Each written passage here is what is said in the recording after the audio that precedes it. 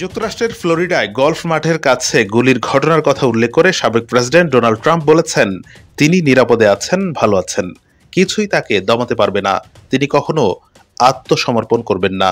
BBC জানিয়েছে, আগামী মার্কিন প্রেসিডেন্ট নির্বাচনে রিপাবলিকান পার্টির প্রার্থী ট্রাম্পের এই বিবৃতি প্রকাশ করেছে তার প্রচার শিবির। ফ্লোরিডার ওয়েস্ট পাম বিচ এলাকায় স্থানীয় সময় রবিবার বেলা 1:30টার দিকে নিজের গলফ মাঠে খেলছিলেন ট্রাম্প। তখন গুলির ঘটনা ঘটে। পরে বন্দুকসহ সন্দেহভাজন একজনকে আটক করা হয়।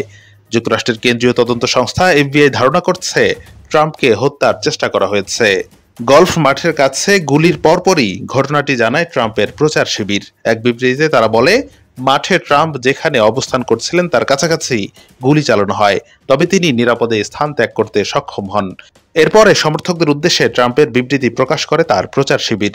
বিবৃতিতে ট্রাম্প বলেন, তার কাছাকাছি স্থানে গুলি চালানো হয়েছে, তবে গুজব নিয়ন্ত্রণের বাইরে চলে যাওয়ার আগে বলতে চান তিনি নিরাপদ ও ভালো আছেন। ট্রাম্প আরো বলেন, কিছুই তাকে দমাতে পারবে না, তিনি কখনো আত্মসমর্পণ করবেন না, তাকে সমর্থনের জন্য তিনি সবসময় তার সমর্থকদের ভালোবেসে যাবেন। এদিকে আগামী 5ই নভেম্বর যুক্তরাষ্ট্রে প্রেসিডেন্ট নির্বাচন অনুষ্ঠিত হতে যাচ্ছে। এই নির্বাচনে রিপাবলিকান পার্টির প্রার্থী ডোনাল্ড ট্রাম্প। গত 13 জুলাই পেনসিলভেনিয়া অঙ্গরাজ্যে এক নির্বাচনী সমাবেশে বক্তৃতা দেওয়ার সময় ট্রাম্পের উপর গুলি চালানো হয়েছিল। সে সময় অল্পের জন্য প্রাণে বেঁচে যান তিনি। গুলিতে কানে আঘাত পেয়েছিলেন তিনি।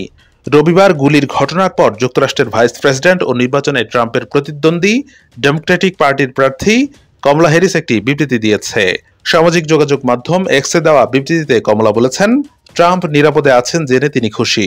আমেরিকায় সহিংসতার কোনো স্থান নেই।